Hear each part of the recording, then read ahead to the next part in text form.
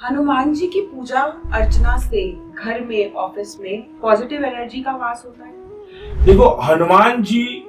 की हम पूजा अर्चना करते तो हमारे घर परिवार के अंदर या ऑफिस के अंदर जहां पर आप कोई भी काम बिजनेस करते हो तो वहां की जो नेगेटिव एनर्जी होती है वो नेगेटिव एनर्जी रिमूव हो जाती है हनुमान जी की कृपा से